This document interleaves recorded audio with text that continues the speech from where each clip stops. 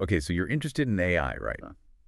And you're trying to figure out, like, what's the real deal with all this hype? It's definitely an exciting time to be diving into this whole world. Oh, absolutely. And for this deep dive, we had to go straight to the source. Straight to the source. We're talking about Bob McGrew, former chief research officer at OpenAI. Yeah. Talk about an insider's perspective. Exactly, years at the forefront of AI research. Yeah. So this deep dive, we want to cut through all that noise. What's really happening in AI, especially for someone who's maybe like just starting to explore this field. Yeah.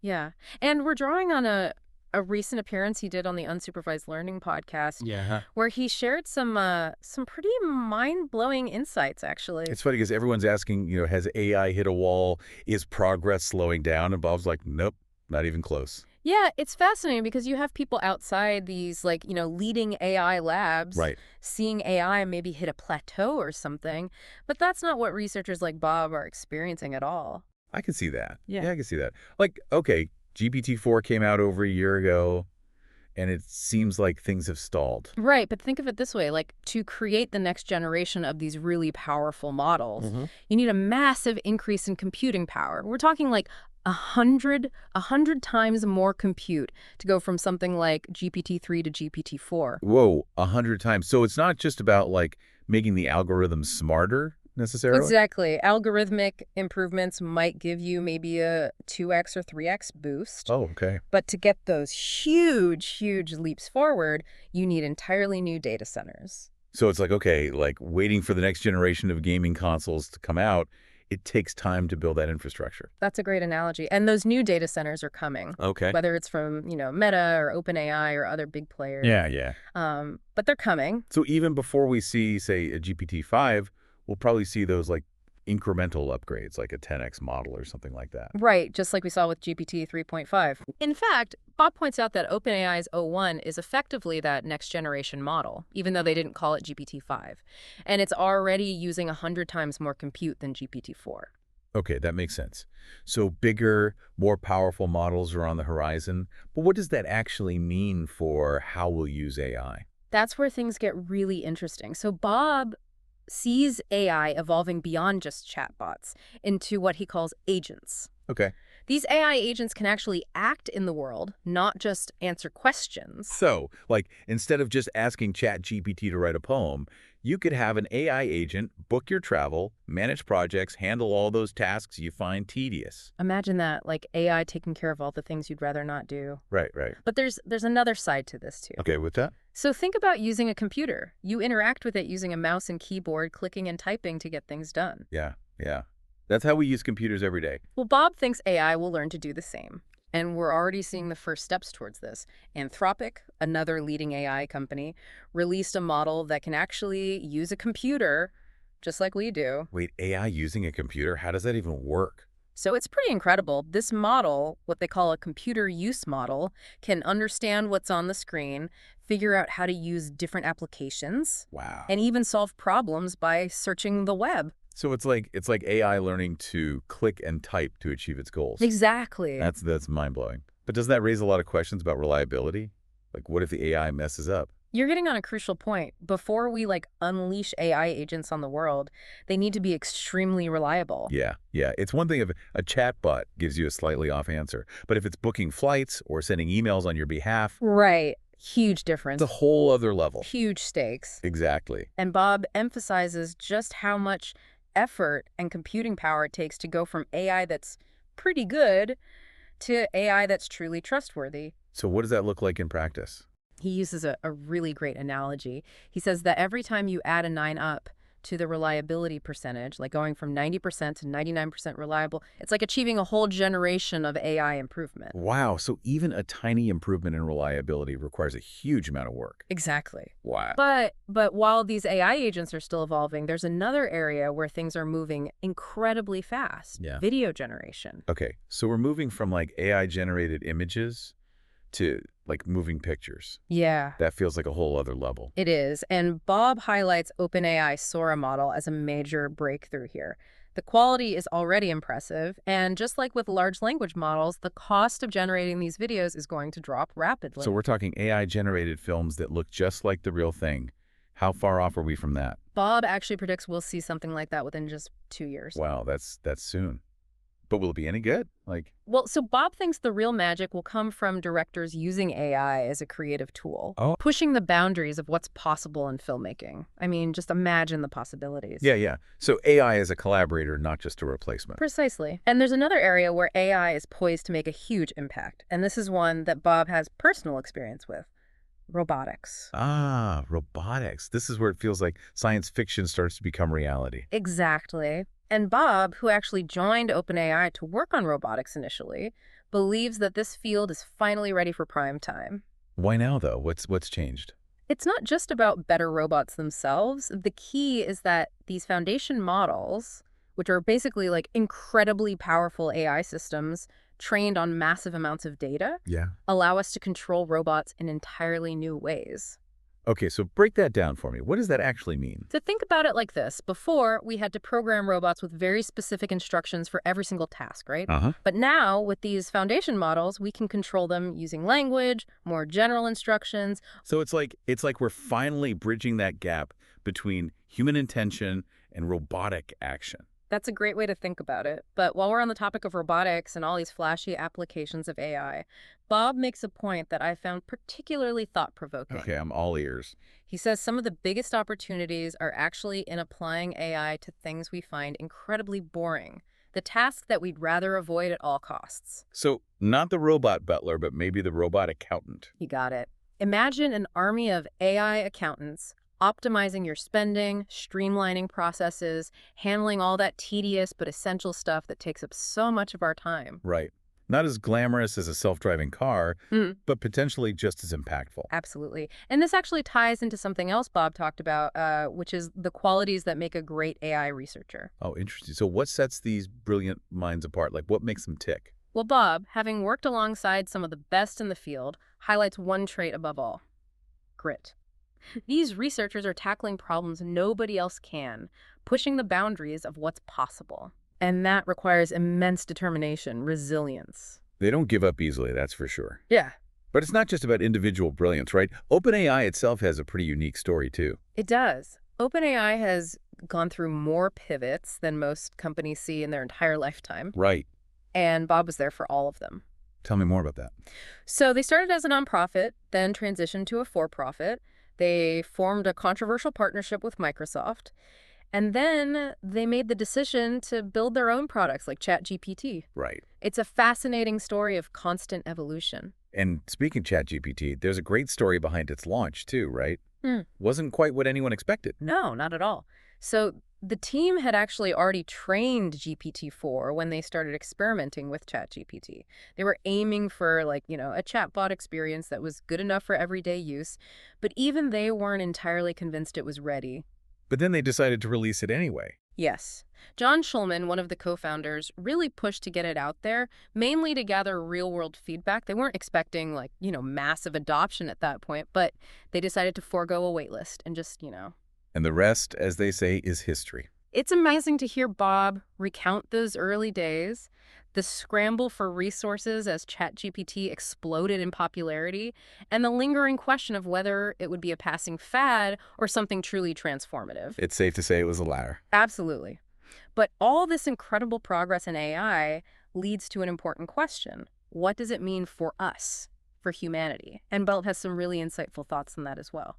So as AI gets smarter, what skills will we need to, thrive in this changing world? Bob believes that one skill will become increasingly valuable: agency. Agency. The ability to set goals, make decisions, and shape our own destinies in a world increasingly shaped by AI. That's powerful. It's not just about keeping up with the technology, but about, honing the very human qualities that will set us apart. And on that note, I think it's time to explore Bob's thoughts on agency a bit further. What do you think? I'm ready for it. So we're talking about agency, this idea that even in a world full of, super smart AI, it's our ability to make choices and take action that'll matter most. Right. And it's interesting because Bob suggests that this shift in focus from intelligence to agency might actually play out in some surprisingly boring ways. Boring. What do you mean by that? Well, he paints this picture of us like directing armies of AI to handle all those like tedious, repetitive tasks that we currently spend so much time on.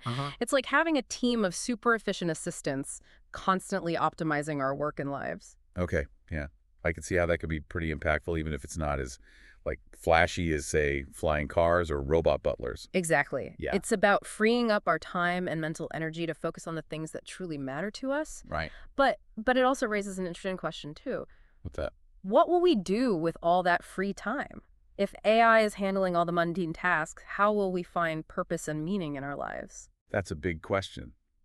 I'm not sure I have the answer to that. Neither does Bob, and I think that's okay. Yeah. He actually encourages everyone to, like, embrace that unpredictability and stay curious. Stay curious. I like that. It's kind of a call to action in this age of AI. Absolutely. But let's get back to, some of the anxieties surrounding AI, especially those, like, potential societal impacts that we can't ignore. Yeah, we're seeing those conversations pop up more and more these days. Yeah. What stood out to you from Bob's discussion? One thing that really struck me is this idea that we're shifting from a world where intelligence was scarce Right. to one where it's abundant and practically free. Yeah. Like, that is a fundamental change. Right. And it's bound to have some pretty profound effects on society. So if intelligence is no longer the, like, limiting factor, what becomes the driving force of progress and innovation? That's where agency comes in again. It's about harnessing that abundant AI intelligence and steering it towards the outcomes we desire.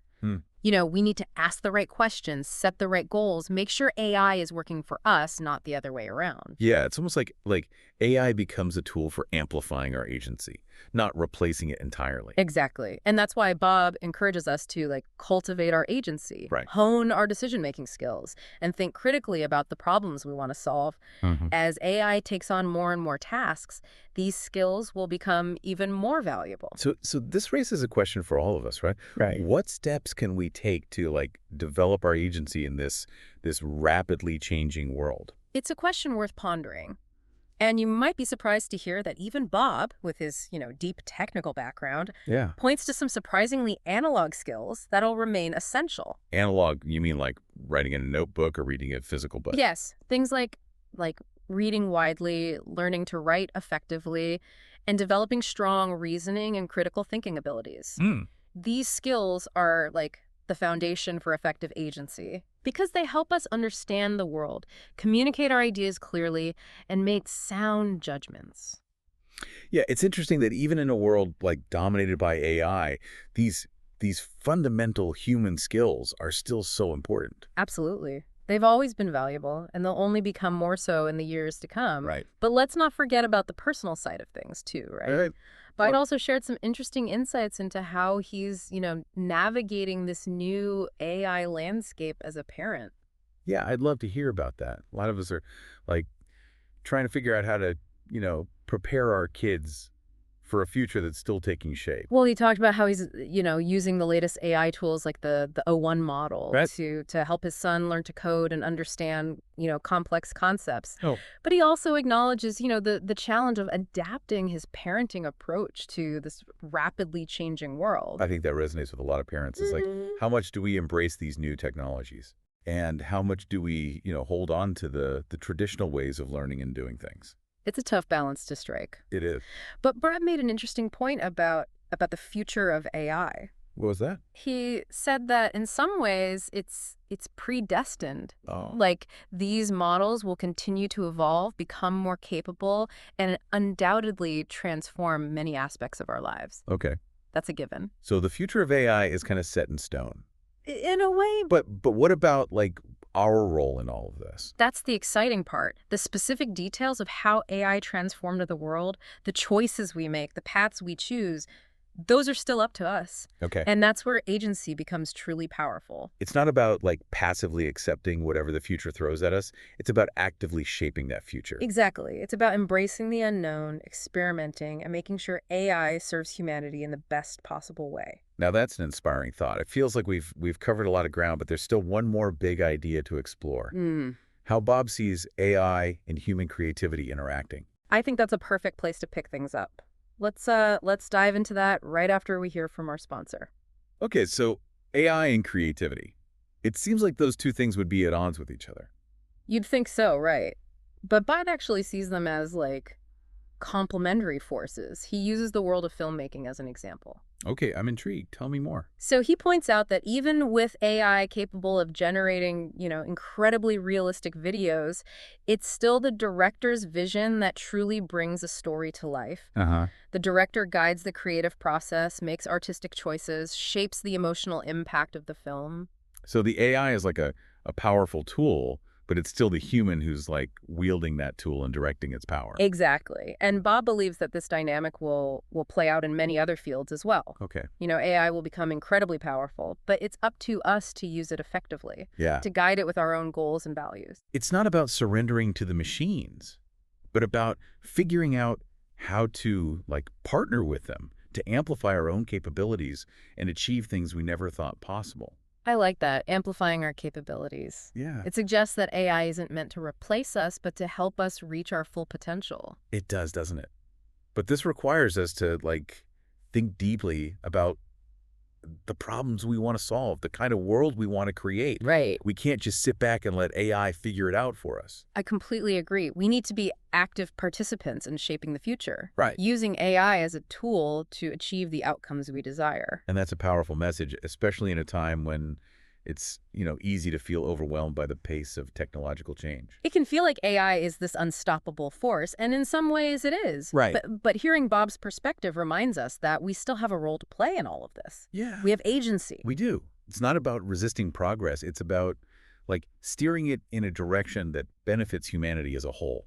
Right. It's about having open discussions about the ethical implications of AI, being willing to adapt as the technology evolves, and making sure everyone has a seat at the table. I couldn't have said it better myself. So if you're feeling a bit lost in the AI landscape, like you're just trying to keep up, Yeah. Bob's insights offer a valuable compass, I think. I agree. It's about focusing on those like uniquely human strengths. Curiosity, creativity, the ability to connect with others, and that drive to make a meaningful impact on the world. Exactly. And if you're ready to dive even deeper into this exciting new world of AI, Yeah. we highly recommend checking out Sogini for personalized training and consulting. They can help you navigate this ever-evolving landscape and unlock the potential of AI in your own life and work. So to wrap up this deep dive into AI's next chapter, the message is clear. Stay curious, cultivate your agency, and remember that the future is not something that happens to us, it's something we create together. Beautifully said. And as Bob McGrew so aptly put it, progress in AI is going to be exciting, it's not going to slow down, and it's going to be full of surprises. So buckle up and enjoy the ride. That's a great note to end on. And that's a wrap on this deep dive. We hope you found it insightful, and we'll see you next time for another deep dive into a topic that matters to you.